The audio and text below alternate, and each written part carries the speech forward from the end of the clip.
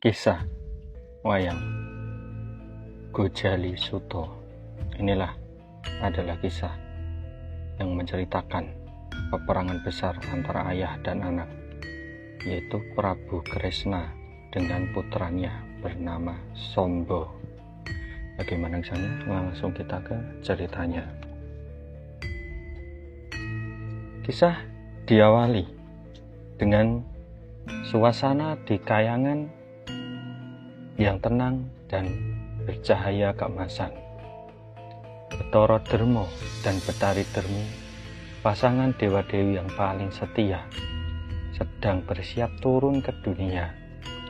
Suasana berubah drastis menjadi romantis dan puitis saat mereka telah menitis menjadi Sombo dan Habnyonowati. Pertemuan mereka di taman rahasia terasa magis, seolah waktu berhenti berputar. Sebelum akhirnya suasana berubah menjadi mencekam karena kehadiran Sang Stijo yang membayangi dari balik kegelapan. Betara Dermo dan Betari Dermi berada di kayangan, saling berhadapan sebelum menghilang menitis ke Marcopodo. Duhai belahan jiwaku, Betari Dermi, takdir mengharuskan kita turun ke dunia fana. Namun meski raga kita telah berganti, janganlah sukma kita saling melupakan, Dewi. Betara Dermo, kasih abadiku, aku bersumpah Kakang, kemanapun engkau menitis, kesanalah denyut jantungku akan mencarimu.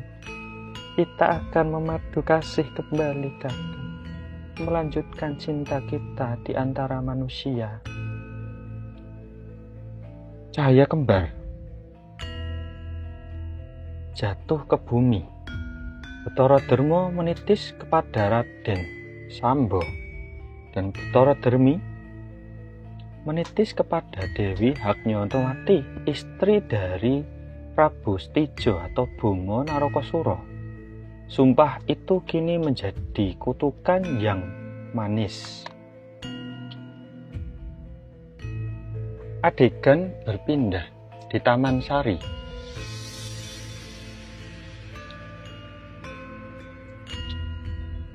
Raden Sambo berbicara kepada Dewi Habnyonowati dengan mesra.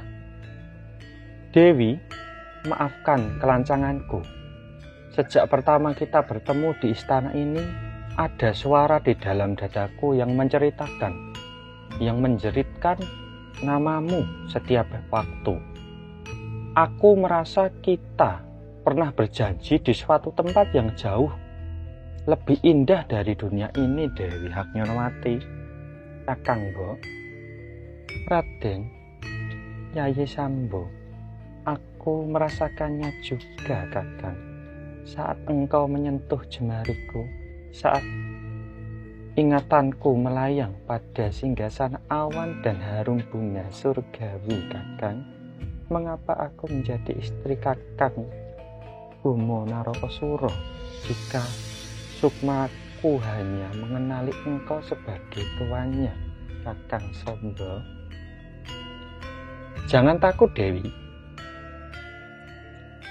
Dewi Habnyonowati Kakanggo, biarlah dunia menyebut ini noda, tapi bagi sukmaku ini adalah takdir yang tertunda. Aku akan membawamu pergi mencari tempat di mana hanya ada kita berdua, Dewi.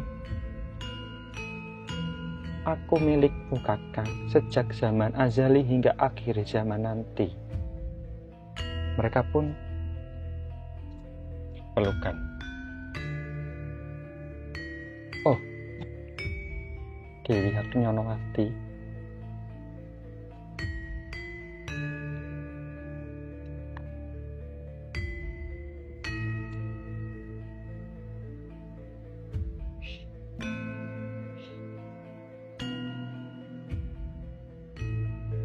adegan beralih Prabu Bomo Narokasura yang sedang mengintip. Napasnya memburu, suaranya gemetar, menahan amarah yang meledak. Jagat Dewa Batara, apa yang kulihat ini? Istriku, jantung hatiku, sedang memadu kasih dengan adik kandungku sendiri. Wah, darahku mendidih. Kesetiaanku dibalas dengan pengkhianatan yang paling menjijikkan. Sombo, kulihat engkau mencuri surga dari pelukanku, maka aku akan memberikan neraka untuk hidupmu, Sombo.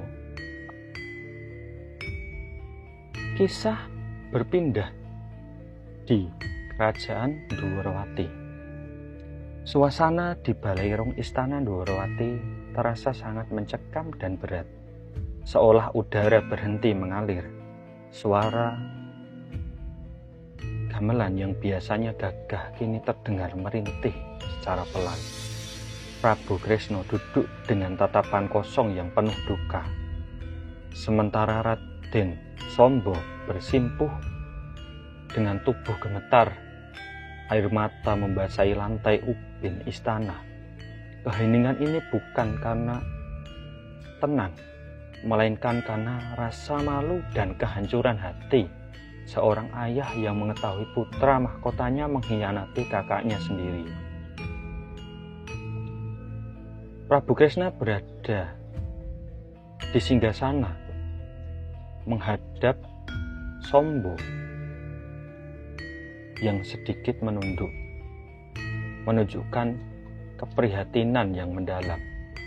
Raden Sombo berada di depannya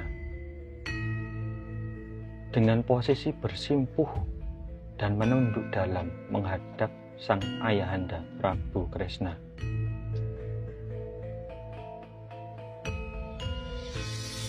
Prabu Kresna bersuara dengan suara yang berat dan bergetar. Sombo, putraku, lihatlah wajah ayahandamu ini. Sejak engkau kecil, aku menjagamu seperti menjaga mataku sendiri, Sombo. Namun hari ini, mengapa engkau menusukkan duri yang begitu tajam ke dalam jantungku? Engkau mencintai Haknyonowati, istri dari kakangmu sendiri, Setejo Bomo Narokasura. Tidakkah engkau mendengar jerit martabat keluarga kita yang engkau injak-injak, Sombo? Sombo terisak dengan suara tersendat-sendat. Ampun Kanjeng Rama. Hamba tidak pernah meminta perasaan ini hadir, Kanjeng Rama.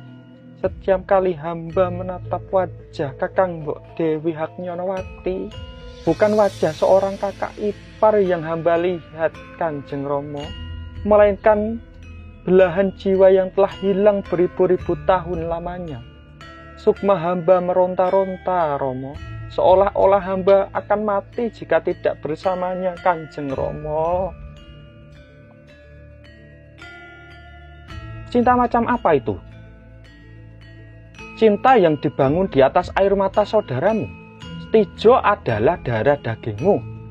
Dia yang menjagamu, dia yang menyayangimu. Bagaimana mungkin engkau tega mencuri cahayanya? Sombo, engkau bukan hanya merusak pagar ayu, tapi engkau sedang menggali kuburmu sendiri dan kubur saudara-saudaramu. Raden Sombo menangis sesegukan, menyembah kaki dari ayahnya. Oh Kanjeng Rama, maafkan hamba, Kanjeng Rama.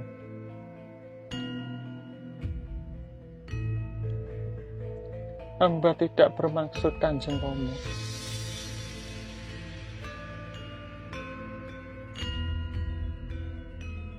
Maafkan hamba, Kanjeng Rama. Hamba tahu hamba hina, Rama. Hamba tahu hamba adalah noda hitam di kain putih Dwarawati. Namun, salahkah dewa yang menitiskan cinta ini ke dalam raga yang salah? Hamba merasa seperti orang asing di tubuh sendiri. Jika kematian bisa menghapus rasa rindu yang terkutuk ini, maka cabutlah nyawa hamba sekarang di depan singgasana ini, Romo.